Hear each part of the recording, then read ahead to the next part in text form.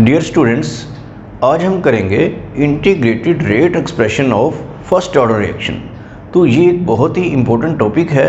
इसमें आपको पता है कि फर्स्ट ऑर्डर की रिएक्शन कैसी होती है, जिसमें रेट ऑफ रिएक्शन कंसंट्रेशन की 1 पावर पे डिपेंड करता है। तो ये एक्सप्रेशन कैसे होगा, हम एक रिएक्शन सपोज कर लेते हैं। जैसे कोई ए रिएक्टेंट है और वो प्रोडक्ट बना रहा है, तो आप सपोज कर लीजिए कि इनिशियल कंसंट्रेशन जो है इस रिएक्टेंट की सपोज ए मोल पर लीटर है, ये स्मॉल ए लिखा है, और आफ्टर टाइम टी टाइम के बाद सपोज 3 या 4 मिनट के बाद एक्स मोल पर लीटर हैव रिएक्टेड कि इसमें इतना सपोज रिएक्ट कर चुका है। तो कंसंट्रेशन आफ्टर टाइम टी कितना होगा वो आप समझ गए कि कितनी होगी, ए माइनस एक्स मोल पर लीटर। तो ये इस तरह से हमने ये सपोज कर लिया है। और यहाँ पर आपको ये भी याद रखना है कि इनिशियल कंसंट्रेशन को ऐसे ए नोट से भी रिप्रेजेंट किया जाता है, और कंसंट्रेशन आफ्टर टाइम टी जो है उसको ए सिंपली ऐसे इस तरह से ब्रैकेट में इस तरह से भी उसको रिप्रेजेंट करते हैं।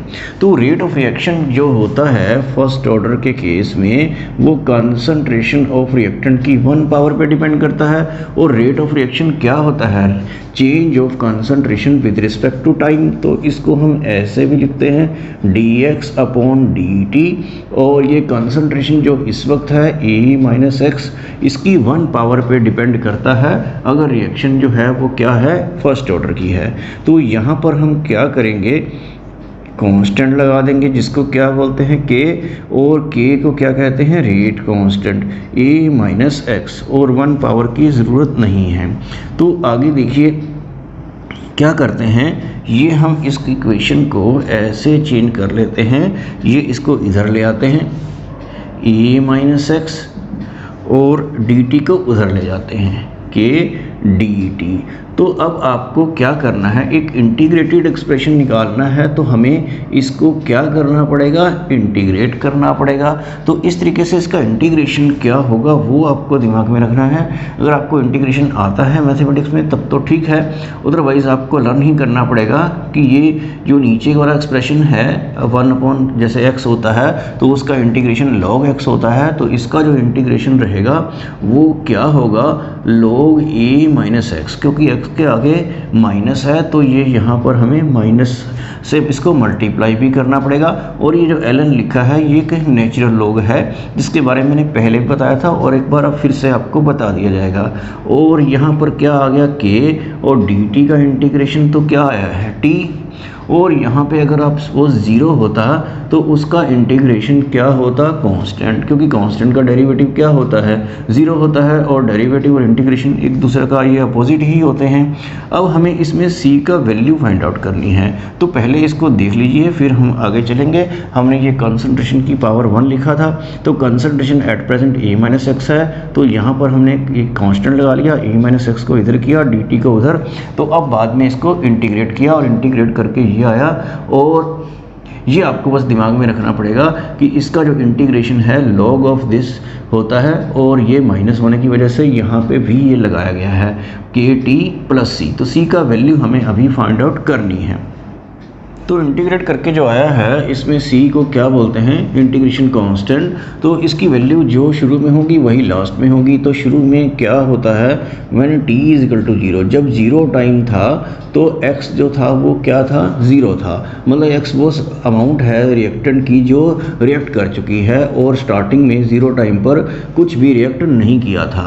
तो ये वाली चीज़ें अगर आप यहाँ पुट करते हैं तो देखिए क्या आता है, तो यहाँ पर क्या आएगा, माइनस log ए, एक्स को हमने 0 पुट कर दिया है, और के और टी को भी क्या पुट कर दिया है, 0 प्लस सी। तो यहाँ से क्या आ गया है, c is equal to minus log a, ये नेचुरल लॉग है, log to the base e। तो ये जो c की वैल्यू जो आई है माइनस log a, ये हमें यहाँ इस इक्वेशन में पुट करनी है। तो ये इक्वेशन जो है क्या बन जाएगी, तो वो आप उस इक्वेशन को कोई नंबर दे सकते हैं, मैं ऐसे ही कर रहा हूँ, minus log a minus x is equal to k t, और c की जगह पे क्या लिखा है, माइनस log a। तो इसको आप इधर ले आइए, तो ये इक्वेशन क्या बन जाएगी, log a minus log a minus x is equal to k t. तो log में जब दो टर्म्स माइनस में होती हैं तो वो डिवाइड हो जाती हैं, ऐसा आपने लॉगरिथम में पढ़ा होगा। तो ये a है और ये a माइनस एक्स है, तो इसको आप कैसे लिख सकते हैं, log of a by a minus x is equal to क्या हो गया, के टी। तो इस इक्वेशन से आपको k निकाल लेना है, तो वो k क्या आएगा वो आप ध्यान रखिए, k 1 टी और ये नेचुरल लॉग है और a by a minus x. तो इस इक्वेशन को आपको ज़रूर दिमाग में रखना है। इस तरीके से यहाँ से हमने ये k निकाला है तो 1/t यहाँ पर हो जाता है। और इस इक्वेशन को और कैसे लिखते हैं, 1/t log, ये जो a थी ये इनिशियल कंसंट्रेशन थी और ये कंसंट्रेशन आफ्टर टाइम t, इस तरीके से है। तो इस इक्वेशन को भी आपने दिमाग में रखना है। और आपको ये भी बताया था कि ये जो log होता है, इस log को जब log 10 वाले बेस में कन्वर्ट करते हैं तो आपको याद होगा कि 2.303 से मल्टीप्लाई करते हैं। तो ये भी पहले बताया जा चुका है 3rd चैप्टर में। तो ये log आ जाएगा ये a by a minus x. तो ये वो इक्वेशन है जो हमें ड्राइव करनी थी। इसको फर्स्ट ऑर्डर रेट इक्वेशन बोलते हैं, integrated form of first order rate equation. तो इस इक्वेशन को आपको ज़रूर दिमाग में रखना है। यहाँ भी आप a की जगह पे a नॉट और a माइनस एक्स की जगह a लिख सकते हैं। तो इस तरीके से ये एक सिंपल सा डेरिवेशन है, इसको आपने ज़रूर समझ लेना है। आगे आपको देखना है कि इस इक्वेशन को हम कैसे और मॉडिफाई कर सकते हैं। तो यहाँ से ये क्या आ जाएगा, के टी आ जाएगा और log, ये नेचुरल लॉग है a नॉट अपॉन a, इस तरीके से। तो इस इक्वेशन को जब ऐसे लिखा है तो इसमें आपको थोड़ा सा लर्न करना पड़ेगा कि हम दोनों साइड को -1 से मल्टीप्लाई कर देते हैं। तो जब इस तरह से करते हैं तो ये -1 है तो ये log में आगे पावर चला जाता है, जैसे लॉगरिथम में होता है। तो ये इसकी -1 पावर चली जाएगी तो इसका मतलब इसका रेसिप्रोकल हो जाएगा। तो यहाँ पर आप इसको ऐसे भी लिख सकते हैं, a upon a naught equal to minus k t. तो ये जो log लिखा है ये आपको पता है कि log to the base e है, और जो ये log हम लिखते हैं वो log बेस 10 पे होता है। तो अभी हम ये लिखा है तो ये log को हम इस तरह से दोबारा लिख देते हैं, log to the base e। और आपको पता है कि जब बेस की पावर ये करते हैं तो ये चीज़ आ जाती है, ऐसा लॉगरिथम में आपने सुना होगा, नहीं तो मैं इसको एक्सप्लेन कर देता हूँ। तो ये क्या आ जाएगा आपके पास, a upon a naught equal to minus k t e raised power minus k t. तो यहाँ से क्या होगा, आप a की वैल्यू निकाल सकते हैं, वो क्या होगा, a note E raised power minus k t. तो ये एक एक्सप्रेशन था जो हमें ड्राइव करना था, इसको बोलते हैं exponential form of first order rate equation. First order rate equation ऐसे इसको लिख सकते हैं। तो ये आपको ज़रूर ड्राइव करनी है। ये कंसंट्रेशन है और ये इनिशियल कंसंट्रेशन है, ये आफ्टर टाइम t हो गया, ये इनिशियल कंसंट्रेशन e जो log में एक्सपोनेंट होता है उसके पावर जो है ये माइनस के टी के रेट कांस्टेंट है, और t जो है वो टाइम है। तो ये जो मैंने इस तरह से किया था कि इसकी पावर ये लगा के ये लगा दिया था, तो वो मैं आपको log 10 से वाले बेस से समझा देता हूँ। जो log टेबल आप देखते हैं वो log बेस 10 पर ही होता है। अगर आप log टेबल देखते हैं तो उसमें log 100 की वैल्यू आपको 2 दिखाई देगी, log 1000 की 3 दिखाई देगी। तो बेस 10 का ये मतलब होता है कि बेस की पावर ये करें तो ये आ जाता है। इस तरीके से हम इसको log को समझ सकते हैं, वही कंसेप्ट हमने यहाँ पे यूज़ किया है। तो ये जो फर्स्ट ऑर्डर रेट इक्वेशन आपने ड्राइव की है इस फॉर्म में, और ये मेन फॉर्म है, इसको हम न्यूमेरिकल्स में भी यूज़ करेंगे। और ये है एक्सपोनेंशियल फॉर्म। एक्सपोनेंशियल फॉर्म अगर एग्ज़ाम में पूछी है तो आपने इसको आगे इस तरीके से करना है। आगे हम देखते हैं integrated rate expression for first order gas face reaction. तो पहले हमने एक जनरल रिएक्शन ली थी, लेकिन कभी कभी अगर गैस फेस में रिएक्शन हो, गैस फेस का मतलब होता है कि जिसमें रिएक्टेंट और प्रोडक्ट सभी गैसीय स्टेट में हो, तो उस केस में ये एक्सप्रेशन कैसा होगा वो आप समझ लीजिए।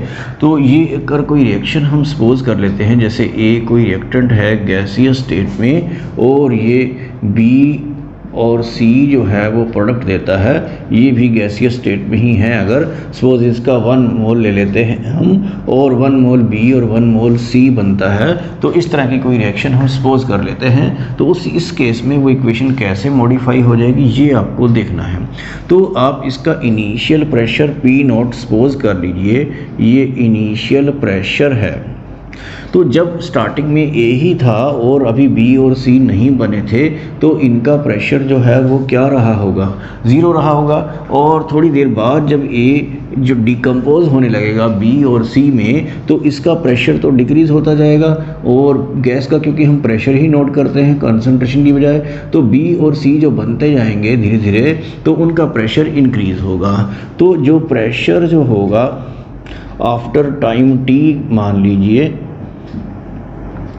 सपोज़ ये थोड़ा सा कम हो गया है स्मॉल पी, और जितना ये कम होता है उतना ही ये बनता है और उतना ही ये बनता है अगर ये 1 मोल हैं तो अभी किसी पर्टिकुलर टाइम पर प्रेशर जो है इसका ए का P0 माइनस पी है और इनका इतना इतना स्मॉल पी है। अगर ये बात आपको क्लियर नहीं हुई है कि ये जितना माइनस करें उतना ही यहाँ ये बनते हैं, तो मैं आपको कोई आयनिक कंपाउंड की हेल्प से समझा देता हूँ। जैसे NaCl होता है, या इसको हम Eb मान लेते हैं, तो ये डिकम्पोज होके सपोज ए पॉजिटिव और बी नेगेटिव में डिसोशिएट होता है इस तरह से। तो अगर ए बी के आप 100 मॉलिक्यूल लेते हैं और अभी कुछ भी डिसोशिएट नहीं हुआ है, तो ए पॉजिटिव और बी नेगेटिव कितने बनेंगे, 0 बनेंगे, और अभी तो स्टार्टिंग में इतने ही हैं। अगर सपोज ए बी के 20 मॉलिक्यूल डिसोशिएट हो जाते हैं, तो आप समझ गए होंगे कि वो जब डिसोशिएट होंगे ए और बी में ब्रेक हो जाएंगे, तो 20 ही ए बन जाएंगे और 20 ही बी बन जाएंगे। और ये बचेंगे कितने, 100 में से अगर 20 डिसोशिएट होते हैं तो बचते हैं 80, और जब वो डिसोशिएट होके ए और बी अलग अलग हो जाएंगे, तो 20 ये बनेंगे और 20 ही बी बनेंगे। तो इसका मतलब ये होता है कि अगर कोई चीज़ 2 में डिसोशिएट हो रही है, तो जितना वो अमाउंट यहाँ से कम होती है उतने ही ये बनते हैं। तो ये जस्ट एक एग्जांपल के तौर पे इसको समझाया गया है। तो अब यहाँ पर आप क्या करेंगे, टोटल प्रेशर देख लेंगे इस पर्टिकुलर टाइम पर कितना है। ए का जो प्रेशर है वो कितना है, P0 माइनस पी है, और बी का जो प्रेशर है वो स्मॉल पी है, और सी का प्रेशर भी स्मॉल पी है। तो ये कितना आ गया, टोटल प्रेशर को मैं इस तरीके से लिख देता हूँ, पी टी टोटल प्रेशर, ये टोटल प्रेशर है, स्मॉल पी यहाँ से कट जाएगा, तो ये आप देख रहे हैं P0 प्लस पी आ जाएगा स्मॉल पी। तो यहाँ से आप क्या कीजिए, स्मॉल पी की वैल्यू फाइंड आउट कर लीजिए, तो वो कितनी आएगी, पी टी माइनस P0। तो इसको आप दिमाग में रखिए, इस स्मॉल पी की वैल्यू यहाँ पुट कर दीजिए, तो आपको पता चल जाएगा प्रेशर आफ्टर टाइम टी जो है ए का कितना है। तो प्रेशर जो है एट टाइम टी, प्रेशर ए का, उसको हम पी ए से रिप्रेजेंट कर लेते हैं, तो वो P0 माइनस स्मॉल पी है। स्मॉल पी की जगह पे हम क्या लिख रहे हैं, पी टी माइनस P0। तो ये कितना आ जाएगा, आप देखिए कि ये प्लस का हो जाएगा, तो यहाँ पर 2 P0 माइनस पी टी आ जाएगा pressure of A after time T, और इनिशियल प्रेशर जो था वो कितना था, ये था। तो फर्स्ट ऑर्डर रेट इक्वेशन क्या बन जाएगी, 1/T, ये आप लॉग लेते हैं तो 2.303 लिखेंगे अगर LOG लिखते हैं तो, और ये इनिशियल प्रेशर तो क्या रहेगा, P0, और प्रेशर ऑफ ए जो है वो आफ्टर टाइम टी कितना है, 2 P0 माइनस पी टी। तो ये एक पर्टिकुलर एक्सप्रेशन है फॉर गैस फेस रिएक्शन। इसकी कभी कभी ज़रूरत पड़ सकती है गैस फेस रिएक्शन में कि फर्स्ट ऑर्डर रेट इक्वेशन कैसी रहेगी, तो ये भी आपको एक्सप्रेशन ज़रूर लर्न कर लेना है। आगे स्टडी करते हैं characteristics of first order reaction. इसमें फर्स्ट पॉइंट रहेगा validity of first order rate equation. तो फर्स्ट ऑर्डर रेट इक्वेशन आपने ड्राइव किया था, तो उसको आप वैलिडिटी कैसे चेक करेंगे? तो उसके लिए आपको पता है इसको एक स्ट्रेट लाइन की इक्वेशन जो y = mx + c है उससे कंपैरिजन करेंगे, y और x में ग्राफ प्लॉट करेंगे और जो कि एक स्ट्रेट लाइन आना चाहिए। तो वो इक्वेशन आपको लर्न कर रखी होगी आपने, k = क्या होता है 2.303/t log a/a-x। ए आपको पता है इनिशियल कंसंट्रेशन है और आफ्टर टाइम t जो कंसंट्रेशन रहती है वो a-x होती है। तो इसको आपको याद है कि हमें y = mx + c की फॉर्म में इसको लेके जाना है। तो आप इसको पहले इधर मल्टीप्लाई कर दीजिए ताकि इक्वेशन सिंपलीफाई हो जाए। इसको इधर मल्टीप्लाई कर दिया और ये नीचे आ गया और ये log a/a-x है। तो इसको आपको फिर से सिंप्लीफाई करना पड़ेगा। आगे देखिए कि t 2.303 लोग जो डिवाइड वाला होता है आपको पता है वो डिफरेंस होता है और मल्टीप्लाई वाला वो प्लस होता है। तो ये इक्वेशन इस तरीके से आ जाती है। इसको अलग ले लेते हैं और इसको अलग, और ये डिफरेंस लेते हैं जब ये डिवाइड हो रहा होता है। तो इसमें आपको y = mx + c फॉर्म में लेके जाना है। तो c क्या होता है? कांस्टेंट होता है।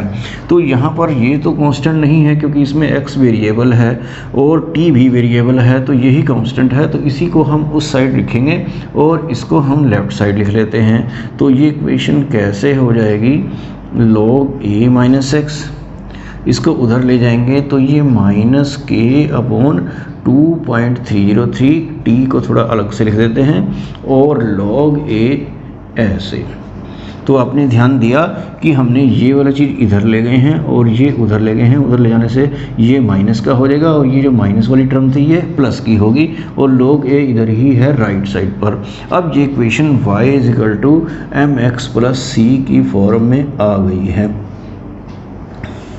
ये y है जो हमने y एक्सिस पर प्लॉट करना है और t जो है वो x रहेगा और ये c जो है वो क्या होता है? इंटरसेप्ट होता है। तो इस इक्वेशन की वैलिडिटी को चेक करने के लिए हम क्या कहेंगे कि graph is plotted of log a-x versus t which should comes out to be a straight line having slope m and intercept c। c means ये log a, क्योंकि स्लोप नेगेटिव है तो लाइन इस तरीके से आती है और जब स्लोप पॉजिटिव होता है तो मैंने आपको बताया था कि लाइन इस टाइप से रहती है, क्योंकि स्लोप जो होता है वो आपको बताया था कि tan थीटा होता है और थीटा <90 ही पॉजिटिव होता है, ग्रेटर देन 90 तो वो क्या हो जाता है? नेगेटिव होता है। तो इस तरह से ये लाइन इस टाइप से आती है। जब हम log a-x को t के साथ t x एक्सिस पर लेना है उसके साथ प्लॉट करते हैं तो इसमें स्लोप क्या रहेगा?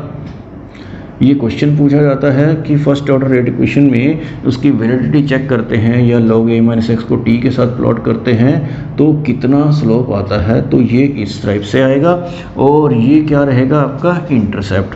तो यहाँ पे इंटरसेप्ट भी आप अलग से मेंशन कर सकते हैं, वो किसके इक्वल रहेगा? log a के। तो ये चीज़ जो है इसमें वैलिडिटी में ज़रूर मेंशन करनी होती है। ये मैंने log जो बेस 10 वाला log है उससे आपको बताया है, नेचुरल log से अभी इसको आपको दोबारा से फिर से करना पड़ेगा। फर्स्ट ऑर्डर रेट इक्वेशन को हम दोबारा लिख लेते हैं कि 1/t ये नेचुरल लॉग है और ये इनिशियल कंसंट्रेशन और a जो है कंसंट्रेशन आफ्टर टाइम t है। तो इसको भी फिर से हमें y = mx + c की फॉर्म में लेके जाना है। तो वो देखना पड़ेगा आपको कि ये वाला करना है या पहले वाला, वो डिपेंड करता है कि क्वेश्चन किस टाइप से आता है। तो इसको मैं इधर कर देता हूँ kt = ये हो जाएगा log, और ये जो डिवाइड हो रहा है तो ये माइनस में चला जाता है log a0 - log a। तो यही कांस्टेंट है और ये तो a तो कंसंट्रेशन टाइम के साथ साथ चेंज होती रहती है।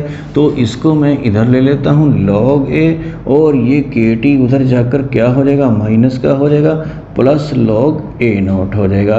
तो ये इक्वेशन भी आपको दिमाग में रखनी है। ये भी y = mx + c की फॉर्म में है इस टाइप से। तो आपको याद है कि ग्राफ किस में प्लॉट करते हैं? y और x में प्लॉट करते हैं। तो यहाँ पर जो टर्म रहती है वो log a है इस टाइप से और यहाँ पर एक्स एक्सिस में क्या रहेगा, टी रहेगा, और स्लोप जो होगा वो क्योंकि नेगेटिव है तो वो इस टाइप से आएगा। तो इसमें आपको मेंशन करना है कि अगर आप लॉग ए ये natural log versus T plot करते हैं तो स्लोप कितना आता है, -k, और इंटरसेप्ट क्या रहता है, यहाँ पे आप इंटरसेप्ट लिखेंगे, वो log a0 के इक्वल हो जाएगा इस केस में। तो इस तरह से भी आप इस इक्वेशन का वैलिडिटी चेक कर सकते हैं। ग्राफ ये नेचुरल लॉग की टर्म में लेना है या वो पहले वाला जो log 10, जनरली वही पहले, अगर एग्जाम में मेंशन नहीं है कि कैसे लेना है तो जो मैंने पहले बताया है वही आपके लिए ठीक रहेगा। Characteristics of first order reaction में जो सेकंड पॉइंट है वो है हाफ लाइफ पीरियड, और ये काफ़ी इंपॉर्टेंट है फर्स्ट ऑर्डर के केस में। और हाफ लाइफ पीरियड आपको पता है क्या होता है, the time taken for half of the reaction to completed is called as half life period. मतलब कि कितनी देर में आधी रिएक्शन हो जाती है, रिएक्टेंट जितना आपने लिया था तो वो आधा कंज्यूम हो जाता है, तो उस टाइम को हाफ लाइफ पीरियड बोलते हैं। और आपको पता है इसको ऐसे टी हाफ और टी 50% इस तरीके से रिप्रेजेंट किया जाता है। 50% का मतलब है कि 50% रिएक्शन कंप्लीट होने में जो टाइम लगता है उसको हाफ लाइफ पीरियड बोलते हैं। तो वो इक्वेशन क्या थी वो आपको याद ही है, ये log 10 वाले बेस पर हम लिखेंगे 2.03 upon T log a by a - x। तो इस तरह से ये इक्वेशन आपने लर्न कर ली होगी। तो ये मैं t क्योंकि हमें निकालना है तो मैं इस t को इधर कर देता हूँ और k को इधर कर देता हूँ। तो इस इक्वेशन को मैं माइनर सा यहीं पर चेंज कर रहा हूँ। तो इस तरह से फर्स्ट ऑर्डर रेट इक्वेशन में t जो है वो इस तरह से इसके इक्वल होता है। तो जब t हाफ होगा, when t equal to t half होगा, मतलब हाफ रिएक्शन हो जाएगी, तो उसमें x जो है, x वो है जो रिएक्ट कर चुका है, तो वो क्या होगा, वो भी इनिशियल कंसंट्रेशन का हाफ होगा। तो t को हम यहाँ पर t हाफ से रिप्रेजेंट कर लेते हैं, और 2.303 अपॉन के log x जो है वो इनिशियल का हाफ होगा, a/2 लिख देता हूँ इसको मैं। तो इसको मैं दोबारा लिखता हूँ, यहाँ पर आप देखिए t हाफ जो है वो क्या हो गया 2.03 अपॉन के log, यहाँ पर क्या आएगा, a में से a/2 माइनस करेंगे तो a/2 ही आ जाएगा, और ये 2 ऊपर चला जाएगा, a से कैंसिल हो जाएगा। तो ये इक्वेशन कैसे बन जाएगी आप इसको समझ सकते हैं, t हाफ 2.303 अपॉन के log 2। तो ये आपने ध्यान दिया, यहाँ से 2 ऊपर आ गया और a से a कैंसिल हो गया। तो आपको log 2 की वैल्यू तो log टेबल में देखनी पड़ेगी, और जब आप देखेंगे तो आपको दिखाई देगा 0.3010। फिर 0.3010 को आप 2.303 से मल्टीप्लाई कर लेंगे तो t हाफ जो है वो कितना आ जाएगा, ये आ जाएगा 0.693 अपॉन के। तो ये एक एक्सप्रेशन है t 50% के लिए for first order reaction. Zero order वाला एक्सप्रेशन थोड़ा डिफरेंट था, तो इसलिए यहाँ पर जब आप ये ड्राइव करें तो ये लिख दें कि ये फॉर फर्स्ट ऑर्डर रिएक्शन है। और इसमें क्या खास बात नोट की आपने कि ये जो हाफ लाइफ पीरियड होता है किसी रिएक्शन का फर्स्ट ऑर्डर रिएक्शन के लिए, उसमें कहीं a नहीं है, मीन्स कि ये इंडिपेंडेंट ऑफ इनिशियल कंसंट्रेशन है। तो एग्जाम में इस तरह से क्वेश्चन भी आता है कि show that for first order reaction half life period is independent of initial concentration. तो इस तरह से ये फार्मूला आपने जरूर लर्न कर लेना है, क्योंकि न्यूमेरिकल में हाफ लाइफ पीरियड जो है इस तरह से कैलकुलेट करना होता है जब आपको रेट कांस्टेंट की वैल्यू दी होती है। तो इस तरह से ये फर्स्ट ऑर्डर की रिएक्शन के लिए आपको ये करेक्टरिस्टिक्स मैंने आपको बताई, एक वैलिडिटी वाली और एक हाफ लाइफ पीरियड वाली। तो हाफ लाइफ पीरियड बहुत इंपॉर्टेंट है और इसमें इंडिपेंडेंट ऑफ इनिशियल कंसंट्रेशन है, ये बात जरूर याद रखनी है। फर्स्ट ऑर्डर रिएक्शन की जो बाकी कैरेक्टरिस्टिक्स हैं वो हम आगे नेक्स्ट लेक्चर में करेंगे।